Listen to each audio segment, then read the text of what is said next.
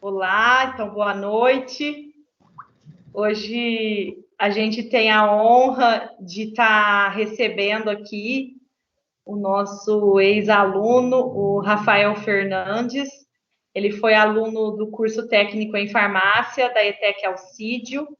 Hoje, atualmente, ele é biólogo, ele fez faculdade de biologia e ele veio hoje gravar essa masterclass comigo e com a professora Ana Maria também, do curso de farmácia. Nós somos as professoras do curso de farmácia da ETEC, né? Eu sou a Camila e ela a Ana Maria. Ele veio participar, passar um pouquinho do seu conhecimento, que ele teve na área também da farmácia. O Rafael, ele foi um destaque no nosso curso. Ele conseguiu emprego na área de farmácia, ele se desempenhou muito bem nessa área, mas o sonho dele era ser biólogo. Ele partiu para a área da biologia e hoje ele é um excelente professor também. Então a gente tem a honra e o orgulho, né, Ana? Com certeza. É um orgulho nosso, Rafael. De trazer o Rafael. Então, boa noite, Ana. Boa noite, Rafael. Boa noite, Camila. Boa noite, Ana. Obrigado pelo convite, né? É uma honra poder contribuir um pouco aí com o curso, né, o qual fiz parte, e ensinar um pouquinho aí de coisas aí do nosso dia a dia que vem acontecendo, né? Que a gente pode fazer. Com certeza, né? Então, o tema é muito importante, que está relacionado a uma época onde começam a aparecer escorpiões por toda a região, né? E acho que uma época propícia para se falar desses acidentes, porque ele acontece. Na minha casa, eu já encontrei escorpiões. A gente nunca foi picado, graças a Deus. Mas eu imagino que deve ser horrível. Sim, né? sim. Então, agora nós vamos entrar no período agora em outubro já, né? Período de calor. E é a época que volta novamente os acidentes a acontecer, né? O encontro do escorpião com o humano, que nem sempre é agradável. E nós vamos até mais ou menos março, abril, nessa fase aí, dos acidentes tendo um aumento, né? Certo. Então, a gente vai dar início ao nosso material, ao nosso conteúdo. O Rafael, ele é um excelente profissional, ele vai passar um pouco do conhecimento que ele tem. Eu já tive a honra de participar da palestra dele, que ele foi lá na ETEC, na sala de aula com os alunos presenciais, e foi muito prazeroso, um conhecimento muito grande que eu não sabia. E aí espero que ajudem vocês também a tomar essas precauções, né, Ana? Com certeza. Boa noite, Camila, boa noite, Rafael. Muito obrigada, é uma honra que a gente recebeu o Rafael, estou muito contente. Com certeza a gente vai aprender muito hoje, então vamos aproveitar bastante aí o Rafael hoje. Obrigada, pessoal. Obrigada. Então vamos dar início, Rafael? Vamos lá. Vou compartilhar a sua tela de conteúdos.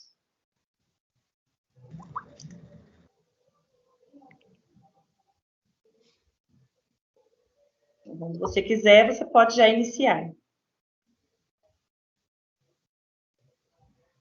Ainda não apareceu aqui para mim, Camila. Não tem problema, o Job edita. Apareceu, Ana? Não. Ainda não. Um minutinho. Agora sim. Então, pode começar. Você consegue abrir a tela? Ela fica assim mesmo no Microsoft Teams. Ah, tá. Pessoal, então hoje eu estou aqui para falar um pouco sobre os acidentes com os escorpiões, né? Nós vamos entrar num período agora de um calor intenso, altas temperaturas, um tempo seco, né? Também. E agora é a época que os acidentes vão começar a acontecer de novo, né? A nossa região é uma região onde tem muitos casos, né? Por ser uma região de clima muito quente. e alguns cuidados também que o pessoal, né, não costuma ter em casa, tá trazendo, né, esses escorpiões aí para o nosso ambiente, para dentro da nossa casa, onde a gente menos espera. Eu sou o Rafael Fernandes da Silva, sou biólogo pelo Centro Universitário Barão de Mauá, né, em Ribeirão Preto. Sou licenciado também em Ciências e Biologia pela Barão de Mauá. E na minha conclusão de curso, né, eu trabalhei com ação do diclofenaco de sódio e do celecoxib, né, dois anti-inflamatórios, no processo cicatricial, né, em ratos. E nós tratamos esses ratos com óleo de girassol. Então, mesmo após o curso de farmácia, eu ainda tive uma afinidade, e durante o TCC foi possível trabalhar com medicamentos também. Eu fui integrante da Bioliga do Centro Universitário Barão de Mauá, né?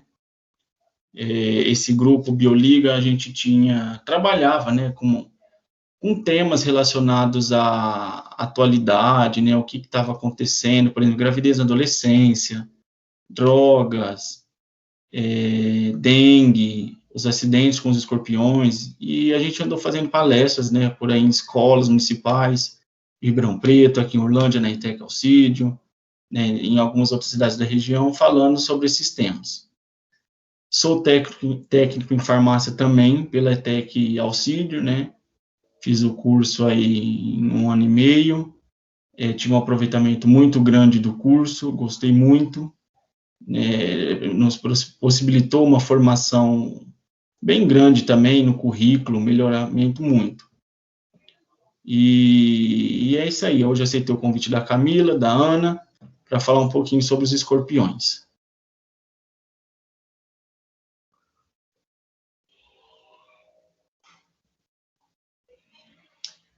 Então, eu trouxe aí alguns slides, né, bem simples, para a gente entender, né, a anatomia do escorpião, né, os seus hábitos, forma de alimentação, reprodução, e principalmente o que a gente pode fazer em caso de picada, né, onde a gente recorre, o que deve ser feito imediatamente e tudo mais.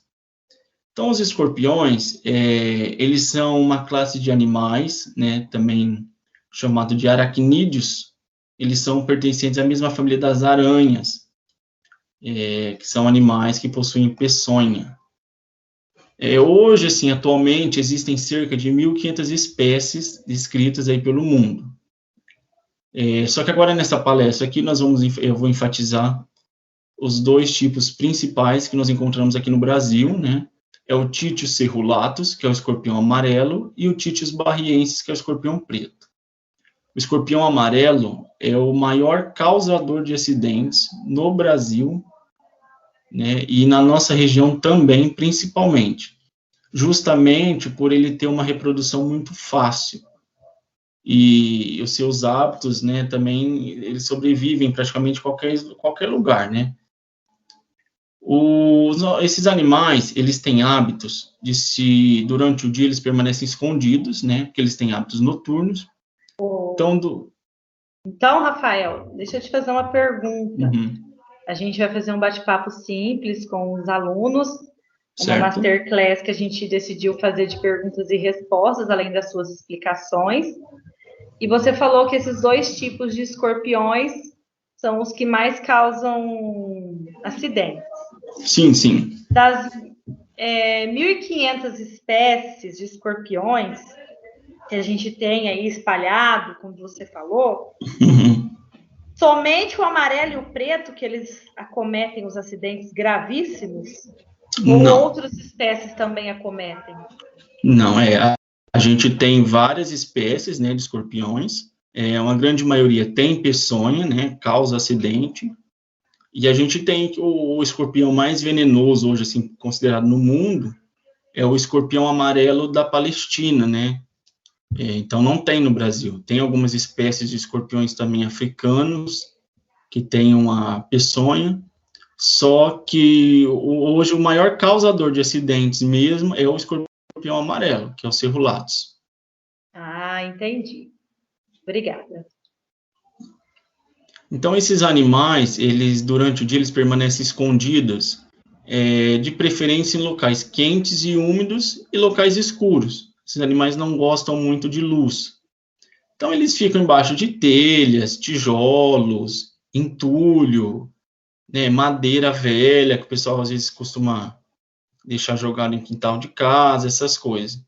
Na lateral a gente tem uma foto, né, representando aí o habitat deles.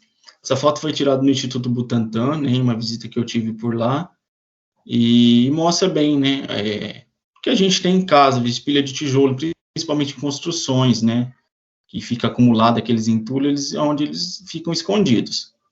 Esses animais, eles são de hábitos noturnos, né? Então, eles saem à noite para caçar, para se alimentar, para tomar água. Eles têm a sua vida noturna, né? Atividade principal durante a noite.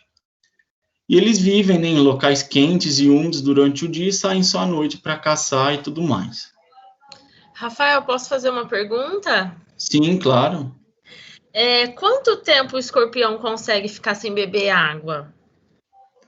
Olha, Ana, água, eles conseguem alguns dias, né? Dizer, talvez uma semana, em média, por aí. Mas alimentação, eles conseguem ficar mais tempo sem se alimentar, né? Às vezes até 6 meses sem ter uma alimentação. Porque quando eles se alimentam, às vezes, dependendo da presa, pode ser um pouco até maior que o animal. Então, eles se alimentam bem e eles conseguem controlar o seu metabolismo. Então, às vezes, em caso de escassez de alimento, eles reduzem o seu metabolismo para conseguir ficar mais tempo sem ter alimentação. Agora, a água, eles já não conseguem ficar muito tempo. O corpo deles é revestido por uma membrana de quitina, né? E esse revestimento do corpo permite com que eles não percam muita água por evaporação. Então, eles conseguem também ficar um bom período sem tomar água. Não muitos dias, né? Mas eles ainda conseguem ter esse controle do metabolismo mesmo. Tá certo. Obrigada, Rafael. Nada. Passar a próxima slide, por favor, Camila.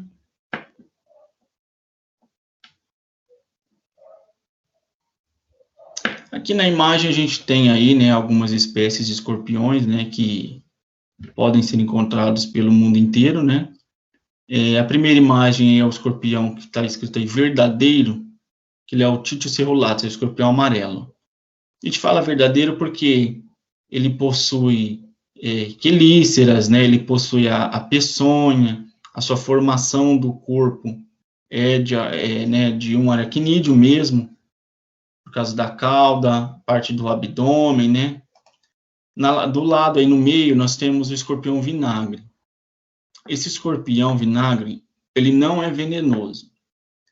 A gente nota aí no fundo, na cauda dele, uma cauda bem fininha.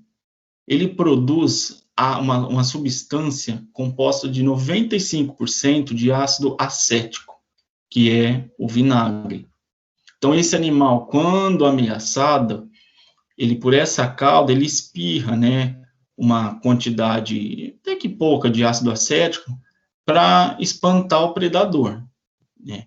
E a maioria todas as picadas que a gente tem aí é porque o animal se sente ameaçado, é uma forma de defesa. E esse escorpião vinagre, ele tem essa forma de defesa, como ele já não tem o veneno, que é de espirrar o ácido acético, afastando o predador.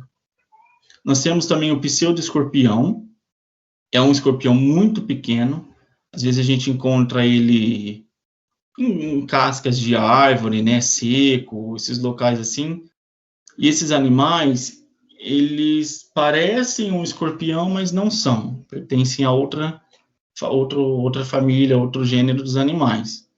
Então, pela sua forma parecida com os escorpiões e também por não ter veneno, né, eles é considerado um pseudo-escorpião, ou falso escorpião. Nós temos aqui também na mão ali de uma pessoa, o escorpião imperador. Essa espécie é a maior espécie do mundo. É uma espécie de escorpião africano. Também tem veneno, no finalzinho a gente vê a cauda, a glândula de veneno dele. E ele não é encontrado no Brasil. E na lateral, aqui no nosso lado esquerdo, a gente tem o escorpião amarelo da Palestina. essa é a espécie mais venenosa do mundo, né?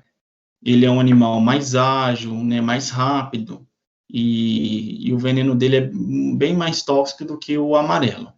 O Rafael, Oi? Vendo esse escorpião amarelo aí da Palestina, a picada desse escorpião, por ele ser o mais venenoso, ele leva o paciente a óbito, ou o paciente, se for picado por ele, ele consegue melhorar o seu quadro e não ter problemas graves? Se tiver um atendimento muito assim rápido, de urgência, pode até acontecer de reverter. Mas na maioria das vezes, esse escorpião, ele tem uma neurotoxina muito tóxica, né? E ele pode matar, às vezes, um indivíduo em coisa de 2 horas, né? Se não tiver um socorro necessário ali. Certo. Certinho. Certo. Então, aí são algumas das espécies que a gente encontra aí pelo mundo, né? E o nosso enfoque hoje mesmo é nesse primeiro, que é o amarelo, que é o do nosso país. Esse mapinha aí, ele representa algumas regiões, né, do Brasil e algumas espécies que a gente pode encontrar.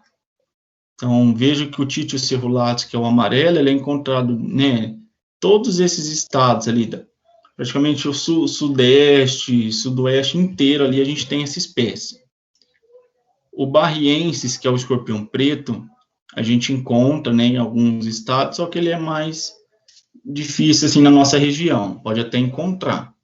A gente tem o Titis sigmurus, o metuendus também, e o costatus, né, que também é outra espécie que a gente pode encontrar no nosso estado, até no sul.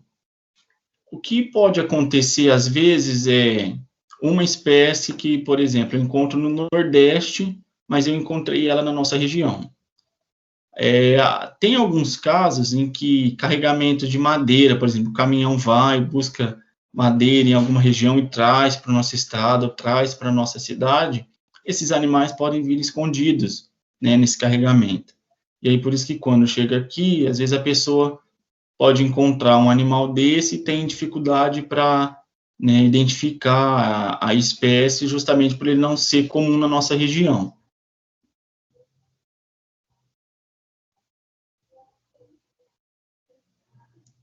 Então, o Títio cerulatus, né, o escorpião amarelo, que é o mais conhecido aí, ele tem o hábito noturno.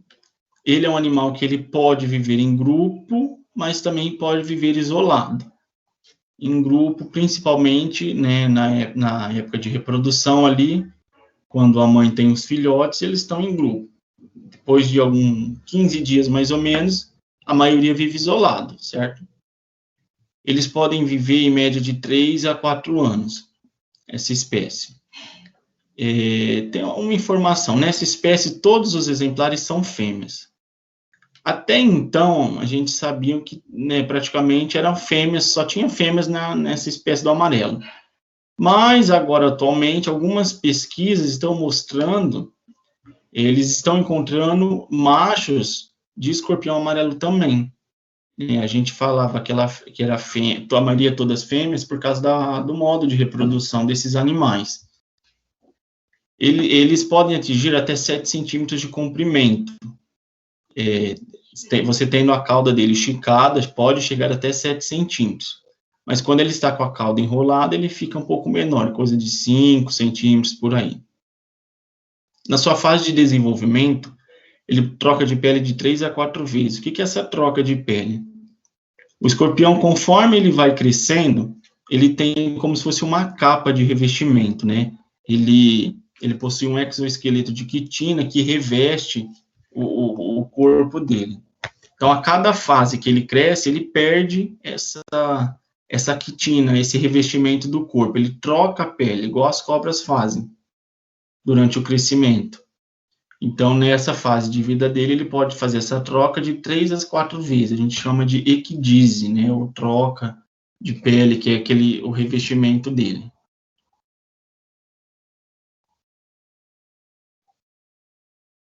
Pode passar.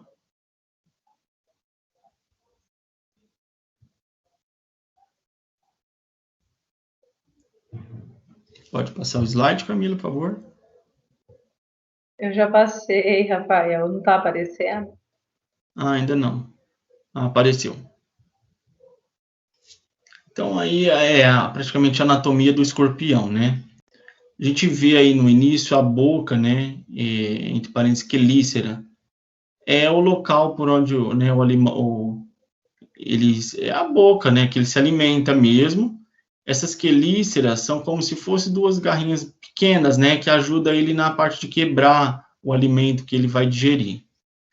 A gente tem aí onde está dizendo mão, mas é chamado de pedipalpos, né? Essa parte do escorpião a gente chama de pedipalpos.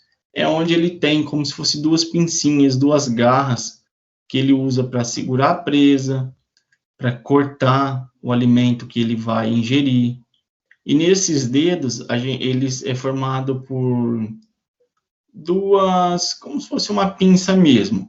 Então, a parte de baixo é fixo e a parte de cima é móvel. Então, ele consegue fazer esse movimento de abrir e fechar para segurar a presa e prender, né, na hora da alimentação ou se fixar em algum lugar.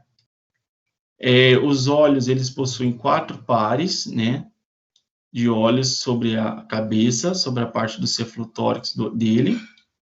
Possui uma visão muito ruim, né, não é igual a alguns outros animais. Depois a gente vê as patas, né? O escorpião ele possui 3 pares de patas, e no quarto é onde tem esses pedipalpos, as quelíceras, e os pedipalpos para capturar o alimento. Na cauda nós vemos 5 segmentos, e no último segmento a gente vê a glândula de veneno e o aguilhão, que é a parte por onde esse animal injeta a peçonha na vítima ou na sua presa. Essa glândula está em constante produção de uma neurotoxina. Então, assim que ele dá uma picada na sua presa ou em alguém, logo esse veneno já é reposto pelo próprio animal mesmo, tá? Pode passar. Ô, Rafael, então eu tenho uma pergunta. Certo. Você falou que o olho ali do escorpião, ele enxerga mal. Uhum. Quando ele vai picar uma presa, ele vai picar uma pessoa, não uma presa, desculpa, ou ele vai também agarrar uma presa, como que ele percebe que ela está por perto dele? Ele tem estruturas sensoriais, né? Principalmente embaixo do corpo. E na frente ele é recoberto por pelos sensoriais, então ele consegue captar, né, às vezes algum estímulo dali. Ele não tem uma visão, assim, vamos dizer, clara, igual às vezes a gente tem, imagina que algum outro do animal tenha, mas ele consegue sentir os movimentos ali da presa, ou no caso da vítima também, quando tem um ataque. Então, se ele vê a gente próximo, o sensorial dele já apresenta uma ameaça, e é onde que ele vai, pela glândula lá atrás que está na cauda dele, que ele empurra ela para frente para poder soltar o seu veneno. Isso. E principalmente esse ataque acontece quando alguém toca nele, né? A maioria dos acidentes, às vezes a pessoa sente o escorpião andando pelo corpo, aí ela bate a mão. É a hora que ele dá o ataque, ou ele se sente ameaçado, quando geralmente você encosta nele. Se você ficar ali muito perto, às vezes passar a mão, dificilmente ele vai atacar, né? Mas se você pegar... impossível, né? É. Porque se você vier um escorpião andando em mim aqui, eu vou ficar pavorosa, eu vou querer bater nele, onde que ele vai me picar. Sim, por isso, né? A gente fala manter a calma, né?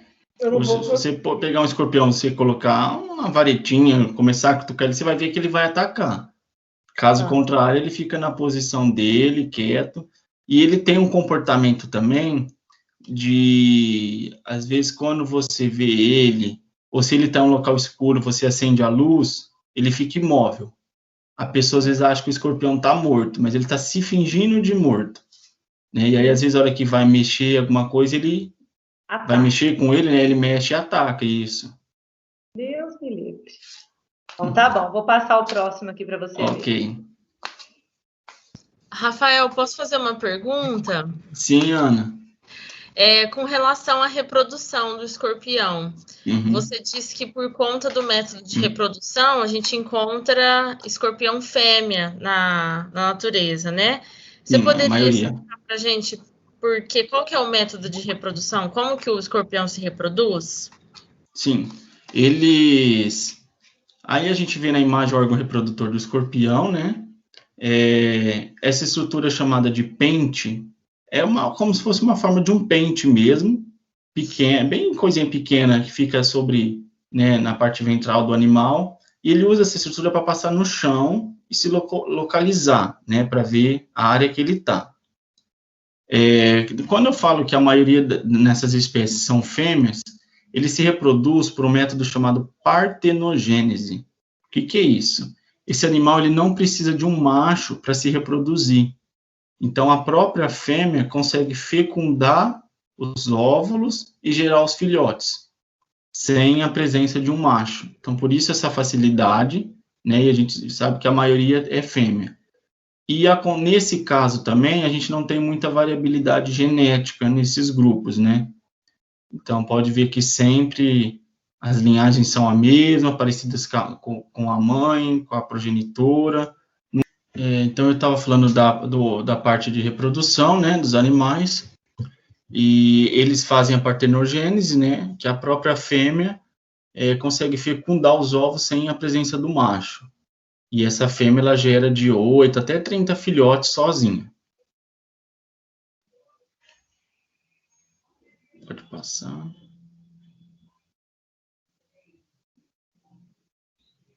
Então, aí na parte de reprodução, né, como eu falei anteriormente, eles fazem a partenogênese.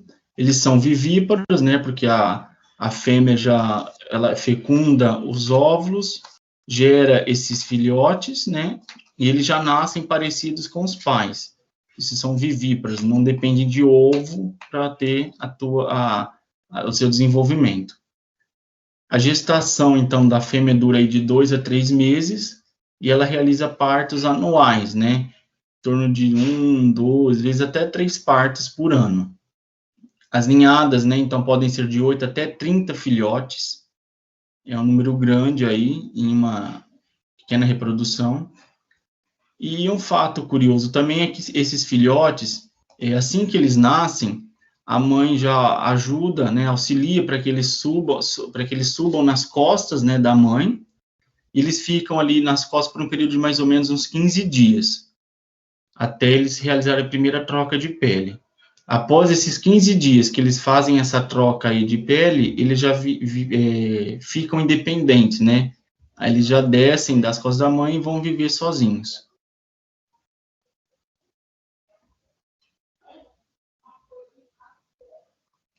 Deixa eu passar.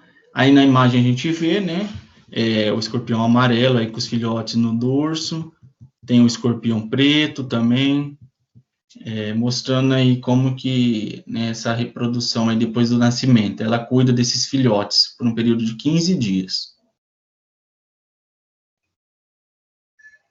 Pode passar. O Titis barriense, que é o escorpião preto, né, pode se encontrar na nossa região também, mas não como o amarelo, né, não tão comum. Eles vivem também em média de 3 a 5 anos, podem viver também em grupo ou isolados, né, e a coloração deles muda um pouco, eles puxam essa cor, um marrom avermelhado, né, cor escura também no dorso. Tem essas manchas também nas pernas deles. E nessa espécie a gente tem o macho e tem a fêmea, né, e eles se reproduzem justamente precisando do macho e da fêmea, não é o caso, nem igual do amarelo. Ô, Rafael, você estava falando que a mãe, ela cuida dos escorpiões, né? Sim. E ela é uma mãe carinhosa. Quando ela passou esse período de 15 dias, esses escorpiões for sair de cima dela, não sei, é assim que funciona, ela vai conviver com ele no mesmo terreno, no mesmo local? Às vezes sim, né? Às vezes não. Esses animais, quando eles estão... os escorpiões, eles têm o hábito de ser canibais também, né? Se alimentam da própria espécie. Então, esses filhotes que ficam no dorso das mães, é meio que uma luta ali de sobrevivência. Às vezes tem algum filhote, outro que pode estar mais fraco, né? E não resiste muito tempo. E quando esse filhote cai das costas da mãe, o comportamento dela é comer esse filhote, ele se alimenta desse filhote. Ela come o filhote dela, então, vivo ou morto? Sim, pode ser vivo, né? Ela Vivo preda também? o próprio filhote, sim. Uhum. Quando ele cai ali das costas, ela, por ser canibal também, e ela precisa de uma quantidade de proteína, ali, de uma alimentação maior para resistir nesse período que ela está cuidando dos filhotes. Então, e eles estão praticamente uma fonte de proteína, né? Então, quando esse filhote cai do dorso das costas da mãe, ela se alimenta dele também. Ah, entendi, compreendi. Obrigada, viu? Certo, nada.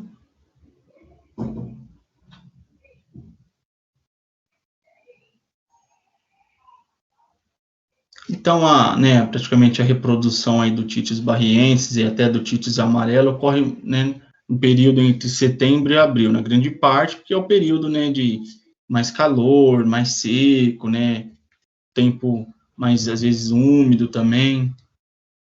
E essa espécie de escorpião preto, eles fazem uma dança nupcial, né, para o acasalamento. O macho tem que conquistar a fêmea, né, para conseguir acasalar com ela. E pode, às vezes, ocorrer também após o acasalamento, a fêmea mata e come o macho também. Porque só ela quer tomar conta dos filhotes, ela que vai cuidar da prole que eles vão ter, né? E aí ela mata o macho, para ter esse cuidado especial com os filhotes. Pode passar. A alimentação deles, então, eles se alimentam exclusivamente de animais vivos, né? Eles são canibais. Eles têm que matar o animal para comer.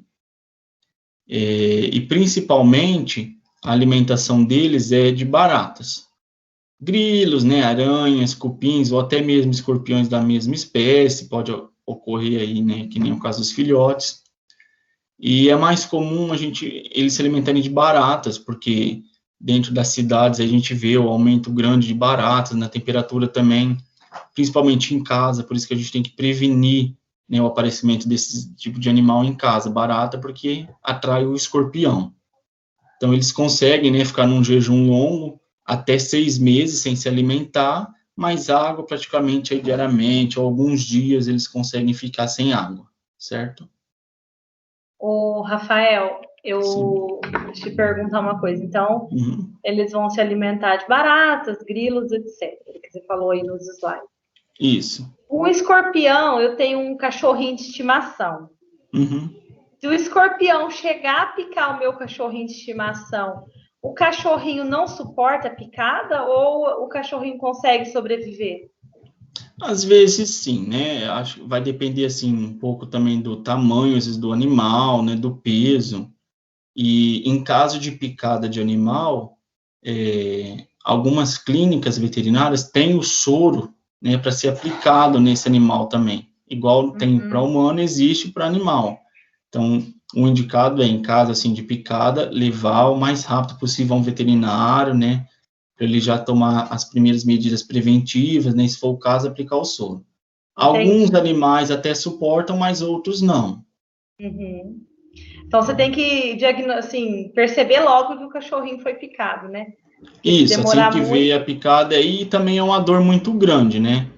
Ele vai gritar, né? Vai causar um desconforto muito grande no animal. Ah, certo. Certo.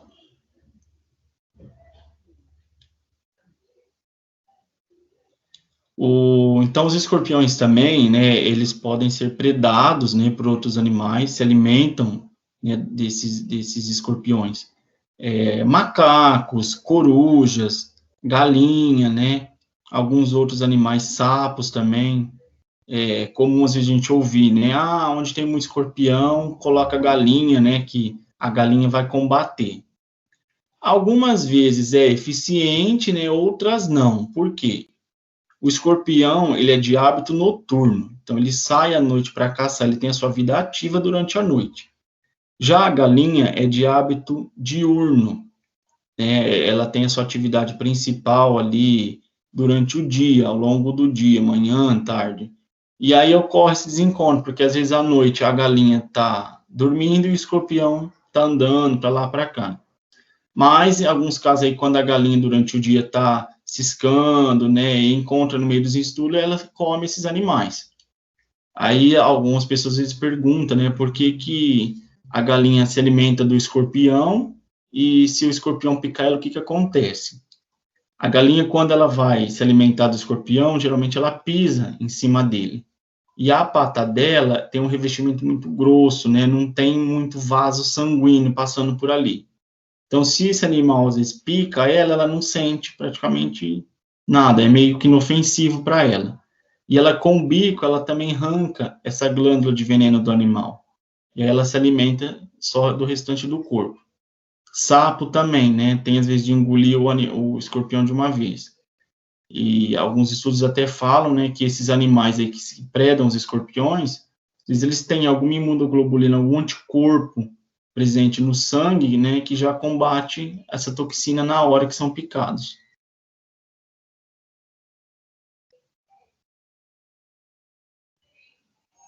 Agora a gente entra um pouco na parte, né, dos acidentes. A gravidade de um acidente, ela depende, né, muito da espécie do escorpião, né, que, como eu falei no começo lá, no início, alguns são mais venenosos que outros, o tamanho e o local da picada.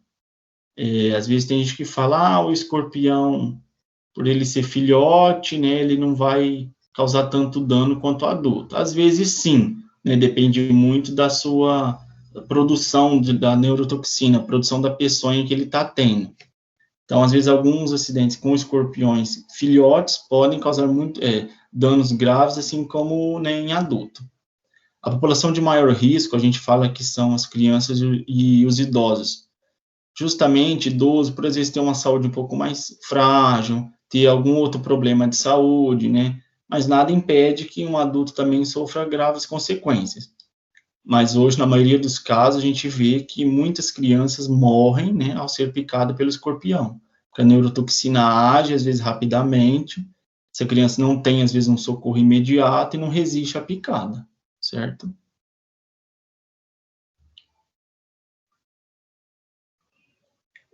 Os acidentes, eles podem ser considerados de 3 modos, né? Como um acidente leve, moderado e grave. O acidente leve é aquele em que a pessoa tem somente uma dor ali no local da picada, pode ocorrer uma taquicardia e agitação. Agitação porque a pessoa fica nervosa, primeiro porque fica com medo, né? E depois, no momento da picada, tem uma dor muito forte no local, e às vezes, quando esse veneno, né, entra no corpo, ele entra no sangue, ele se espalha. Então, aí ele causa outros sintomas aí que a gente vê como calafrio, salivação, né? Alguns casos a pessoa pode apresentar vômitos, taquicardia também, respiração maior, ou às vezes um aumento da pressão por justamente estar com dor, né? Ficar nervoso ali no momento da picada. E em acidentes graves, né, como a maioria de algumas crianças, aí ocorre até o óbito, a criança morre, porque os sintomas são tão fortes, né, a neurotoxina atua principalmente no sistema nervoso, né, e causa muitos danos aí na criança e não aguenta, né, por causa dos sintomas. O escorpião, ele produz uma neurotoxina, né, é uma toxina que atua no sistema nervoso, neuro de sistema nervoso, né. Então, no momento da picada, ela já vai agir nos pontos do nosso sistema nervoso, ali em locais já causa a dor imediata, né? Uma dor intensa, que pode durar ali de 24 a 48 horas, mais ou menos, certo?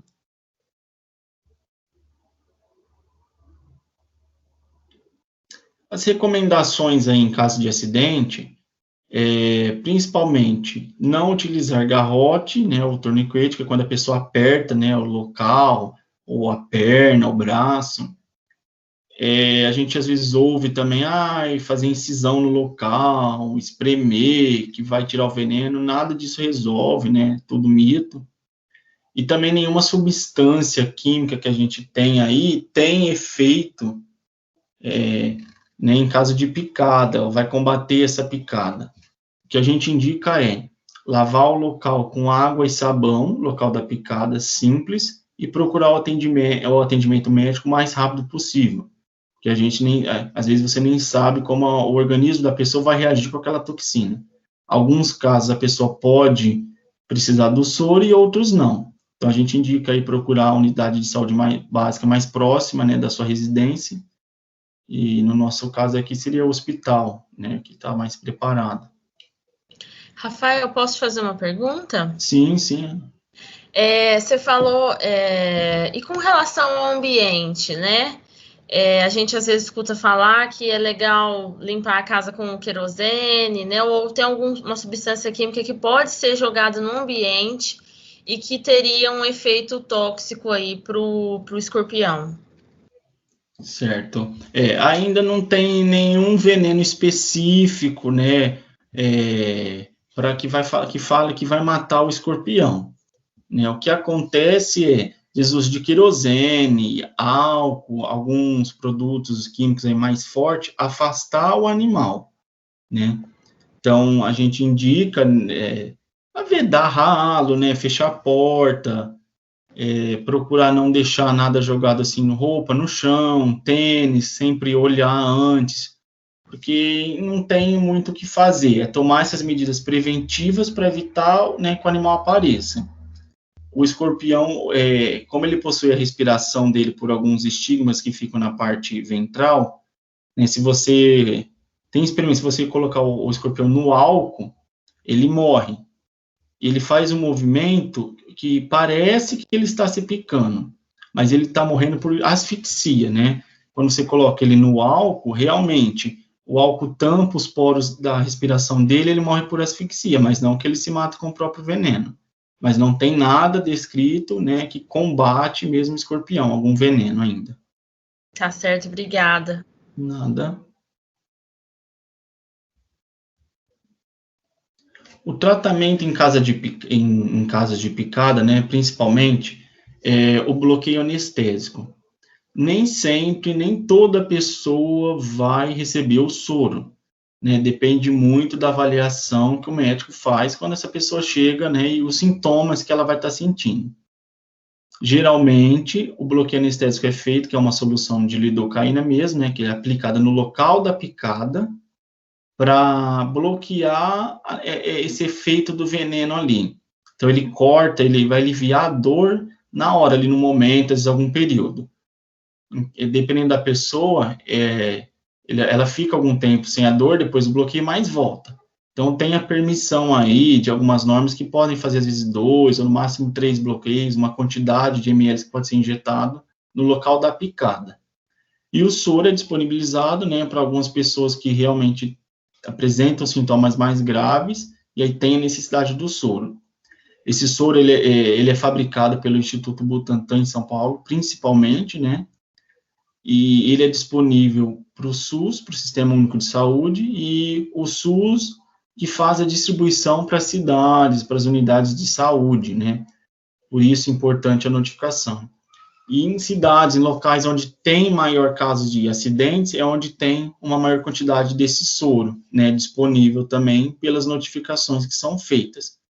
Então, a gente aconselha a pessoa em caso de picada, procurar o atendimento médico, né, inicialmente, manter a calma, né, o mais rápido possível, ali, o mais breve, lavar o local da picada com água e sabão, só comum, não aplicar nenhuma substância, e procurar o atendimento, se for o caso, para fazer o bloqueio, se precisar de um soro também, e notificar a vigilância sanitária do município, né? Por meio dessa notificação, eles costumam realizar uma visita, né, no local, na casa da pessoa, para ver se tem algum foco, por onde esses animais podem estar chegando ali até no local, e também passar algumas medidas preventivas, o que a pessoa pode ou não pode fazer em casa, né, para não ter mais esse tipo de problema. As principais medidas preventivas, né, é evitar o acúmulo de lixo, né, principalmente entulho, tijolo, madeira, telha, né, manter os terrenos sempre limpos, a grama cortada, alguns muros aí que tem alguns buracos que ficam, né, às vezes não tem o reboque adequado, manter fechado, porque esses locais podem ser esconderijo para escorpião. Tem muito caso também da pessoa ir colocar o sapato e o escorpião está dentro do sapato e a pessoa não vê. Então, a gente indica sempre manter esse tipo de objeto guardado, né? E quando for usar, olhar dentro, bater o sapato no chão para ver se não tem nada. Tanto o escorpião quanto algumas aranhas também costumam se esconder por esse local escuro, né? Toalha no chão, cobertor, edredom, às vezes tem mania de deixar jogado no chão durante a noite, aí pega para se cobrir, aí não, né, não vê, o animal está escondido. Vedar as entradas das casas pelas portas, né, com um pano simples, né, em alguns casos também já resolve. Os ralos também sempre manter fechado, de preferência aquele ralo que pode ficar fechado e abre só na hora que estiver usando. A gente indica também, às vezes, evitar cama na parede, porque o escorpião pode escalar, né? Ele consegue escalar pela parede, dependendo do muro, né? Qualquer local assim, é costume de, às vezes, edredom jogado no chão. Então, a gente indica sempre ter esses cuidados. Roupas, né? Às vezes, quando vai colocar uma roupa, olhar, chacoalhar para ver se não tem nada dentro, um casaco que esteja no guarda-roupa, às vezes, há muito tempo, que tudo pode ser esconderijo para eles também, para esse tipo de animal. E aí, alguns exemplos, né, dos locais onde pode ter essa proliferação aí, que é o acúmulo de entulho, madeira, telha, principalmente, que é um lugar quente, né, úmido, eles se reproduzem muito, ficam escondidos, e aí tem o aparecimento dos escorpiões. O Rafael, deixa eu te Sim. fazer uma pergunta. Eu limpando a minha casa com querosene, o querosene ele ajuda a espantar o escorpião? É um Sim, mito, é uma verdade? não, ajuda, Ou né, qualquer até produto de afastar. limpeza? Não, Ou esses produtos qualquer mais outro produto? ajuda a afastar, né, assim, mas o ideal mesmo é você vedar os ralos, né, principalmente de banheiro, porque eles podem vir pelo esgoto. Porta, sempre manter a porta de preferência vedada, porque como esses animais vêm de fora ali para dentro. Janela, se às vezes tiver tela, né, também é bom, porque evita que eles escalam, mas o ideal é você tomar essas medidas, né, de contenção do aparecimento do animal. Tem gente que joga, às vezes, cloro em ralo, essas coisas, é bom também, e manter sempre limpo em volta da casa, sem entulho, sem acúmulo, essas coisas. Certo, certo.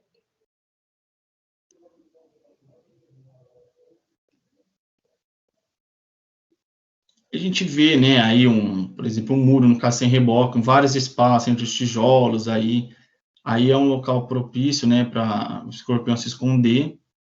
E esse local até teve, há uns 2 anos atrás, aí, caso de uma criança que morreu picada por um escorpião, né? Porque pela região ali a gente vê que tem local, tem muito esconderijo, né? E essa criança foi picada e não aguentou com a picada, nem acabou morrendo, acabou vindo a óbito. Então aí a gente reforça a importância da limpeza, né, em volta da casa e principalmente dentro também.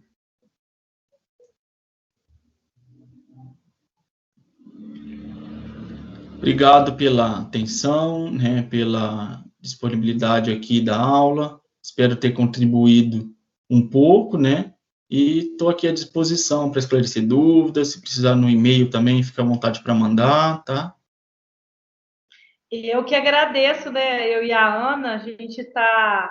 A Ana tiver alguma pergunta, eu tô assim, babando de felicidade, de ver quanto você enriqueceu seus conhecimentos, que você se tornou um aluno que era novinho, começou a fazer o curso, e hoje já é um homem com tanto conhecimento.